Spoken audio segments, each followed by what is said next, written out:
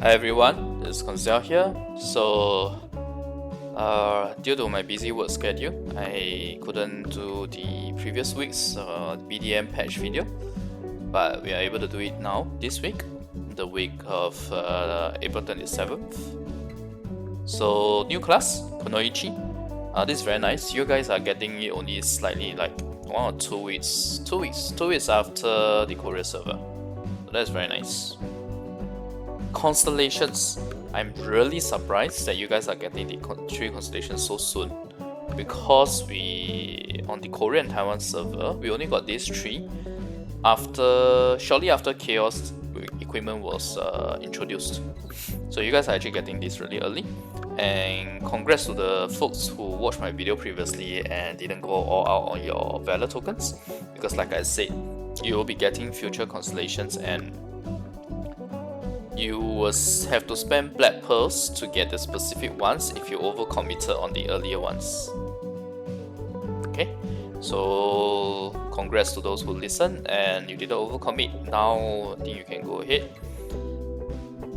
On the Korean Taiwan server there are another 3, but I don't think they should be releasing another 3 so soon, because they will have to release Chaos Gear first, in my opinion. Alright, let's see. Path to Power Grid, there's nothing much to talk about. It's just an additional string of rewards, but it's good for F2B players, definitely. Okay, class changes. This is like the biggest update of this patch, right? Archmage is nerfed again. But they do make it such that you should use a Meteor Shower for combo. Now, there are a lot of class changes. I'm really not going to go through all of them, but essentially those classes that were buffed so much, like Windwalker and Lancer, now they're getting some nerfs. Destroyer, which sadly is like one of the least used classes, especially on Korea server, is getting a buff, and a special effect of overheat, special mechanic of overheat. Titan, although he got buffed previously, it wasn't enough, so now he's getting buffed again. So essentially you're gonna see the classes, the weaker classes, like what I've covered before, like Musa Awakening, Tamer Awakening. All these classes are the ones that are gonna get buffed a lot in this patch, essentially. Now, without playing the game, I can't say for sure whether the buffs are really good and good enough to switch to them. But the weird thing is that these class changes come together with a new class, Kunoichi, that by character design alone is already quite popular. It's gonna be... the timing is a bit weird, right?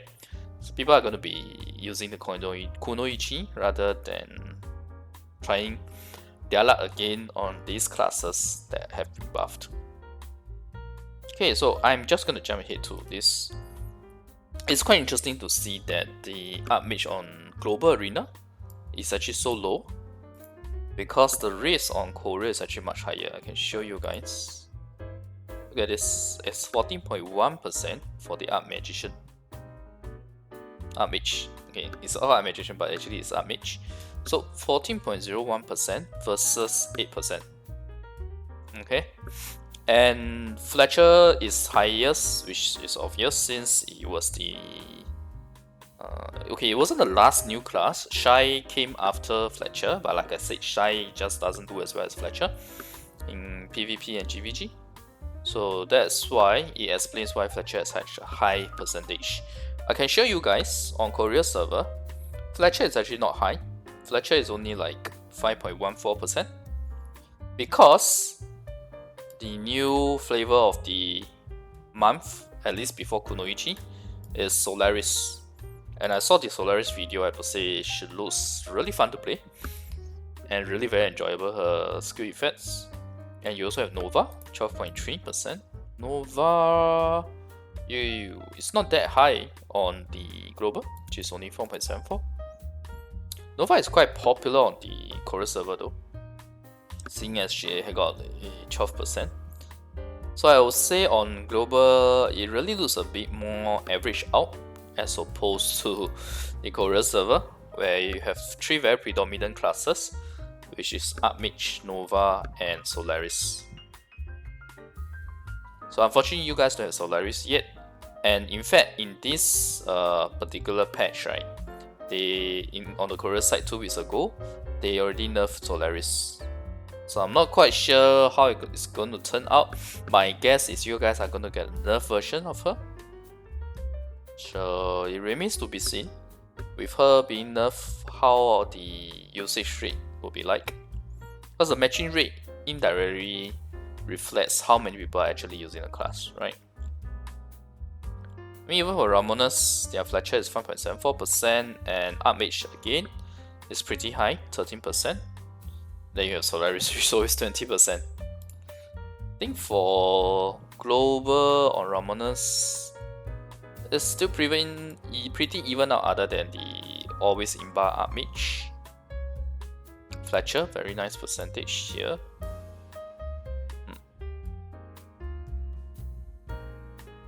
Battlefield of the Sun, Fletcher is also pretty high, but Archmage should be, yeah, 11%. Sounds about right. On Korea server,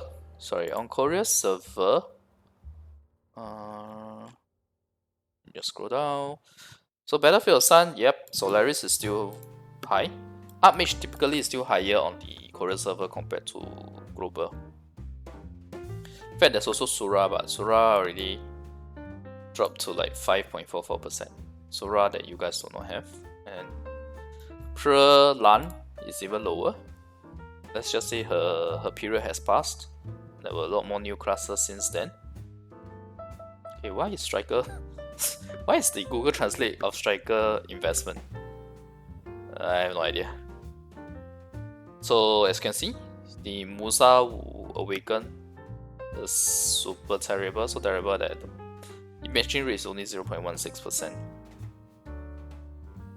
This is sorted by the win rate, it seems. This Archmage is actually Invoker on the global server. You can tell from the class picture, right? Okay, so anyway, let's talk about the Solaris nerf. This is a bit off. Okay. So the Solaris nerf itself. Solaris, you see, before the nerf, it has strong damage, quick mobility, high survivability. Even with similar stats, hard to confront her, hard to escape and pursue. That's why she has a 20+% usage, right? So now she got quite a huge nerf. 1 second increase CD, 3 second increase CD, and 1 second. Even the maximum number of users has been reduced by 1 time, the leap skill. So that's quite bad. And you see a lot of damage reduction as well. So she's nerfed quite badly here. Like I said, it remains to be seen on when they release the next data, how it's going to be like for Solaris. Likely Kunoichi is going to be the one that has like 20+%. That's just the way BDM is like, right? Okay, so with that being said, I think that's it for the classes portion. These are mainly some quality of life changes. Not really going to touch on them. Let's go to the per shop then. I saw one thing that caught my eye. I will talk about it in game. Okay, you see that I got the returnee bonus because I didn't do any video last week, and that means that it's already 2 weeks since I logged in. Kunoichi all-inclusive chest. For sure, this is valuable. This is definitely value for your money. You can buy this. I absolutely love the fact that there's no Rune of Darkness chest in here, by the way. I think this is a good one. Definitely buy this if you can afford it, if you have enough white pearls to spare.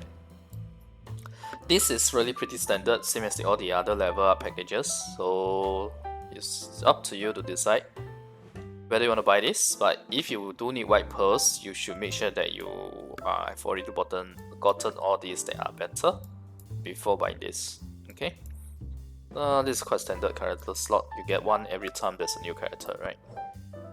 Okay, I don't need to talk about this because this is only for new and return users. I'll just keep that. Kunoichi launch shop. This is good. For 300 white pearls, this is good. mainly because of the first one. So not too bad. I'll say this is a good buy. And other than Rune of Darkness, the rest of them are all pretty good. Can definitely go for them. These two, don't bother with it seriously. You're going to see a lot of packages with Rune of Darkness in future, so no point spending your purse on it. Just wait for those good packages that unfortunately have Rune of Darkness with them, and that's where you can get all your Rune of Darkness chests, right? So personally, I don't recommend getting these two. All the rest are good to buy. If you have enough social tokens, definitely get this. Especially the silver, you have to buy all the silver and social token items every day. For the pearls, priority goes to this restoration scroll. Between boss stamps and adventure token really depends on you, whether or not you have built your family up. If you didn't build your family up, it's not that worth it to get adventure tokens. Otherwise, boss stamps is definitely good. Boss stamps are always good anyway. So yep. Now this is very costly on the mileage, by the way. 7,500 to get 3 of this. So if you really have the mileage to spare, then go ahead. But I have to say that it's a bit too costly. Okay. We already talked about the level up per package. The level up package. Class change, yep. Now this is the one that caught my eye. What we have on the Taiwan server and Korea server is 4,000 black pearls for this, plus this, which you guys have it as well. It's just that it's not in one package. It's 3,000 pearls plus 1,000 black pearls, and then you have 4,000 black pearls, right? So this is effectively the same package that I talked about before I quit the game. And you guys have finally gotten this. So at least this is like the cheapest cost to do a class change, as opposed to what we have on the global server as opposed to what you have previously. And what we have previously on Korea and Taiwan, it usually costs like 100 plus just to do a class change. It's nice that they are giving all the items as a separate purchase as well. But obviously they market it slightly more expensive than the package. It's like a bundle deal, right? Well, all in all, I'm glad that you guys have gotten this on global. This is on track with the Korean and Taiwan servers. The appearance, I guess it's really just about the Kunoichi class. Where is she?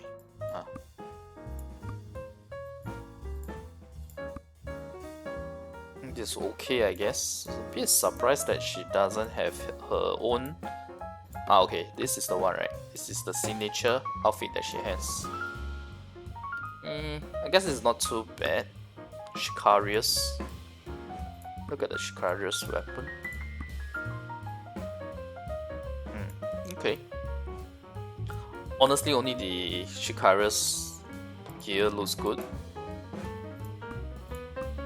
The rest of them are so boring, right? Because I'm very sure you've seen it on all the other different classes. Sorry, you've seen on all the other different classes. Kind of pointless to look at it. This is definitely the best looking one. Unfortunately, it costs white pearls on global server. Wait, where's the preview? My god, I can't believe they reset the whole thing like that.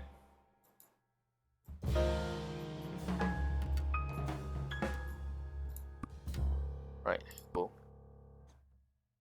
Wait, what? Oh, because I'm not using. Okay, follows your class. It's kind of pointless. So yeah, Kunoichi, only the Shikarius is nice in my opinion. The rest is like eh. Alright, so that's it. Oh wait, actually I just wanted to do a quick look at the mileage items to compare against the 2500 Abyssal accessory. Interesting. What you guys have here for mileage. It's not that great, but this is nice. Holy Wells are going to be very important in this game because you're going to be doing 24/7 farming. So if you spend 2,500 on episode accessory, you're essentially giving up about 1,250 Holy Wells. Unless you really need episode accessories, I'll say it's better off spending your mileage on this, honestly speaking.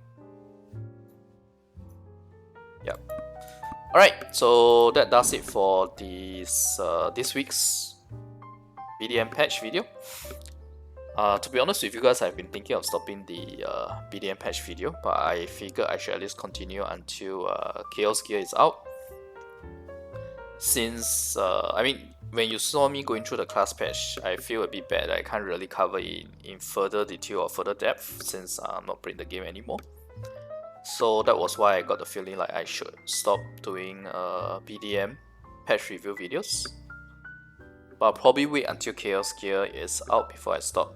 Anyway, you guys feel free to let me know if you feel like the patch review videos aren't going to be that helpful anymore. And if you do feel so, I am happy to stop it. Alright, just let me know. Alright, thanks everyone for watching. I'll see you guys next video. Bye.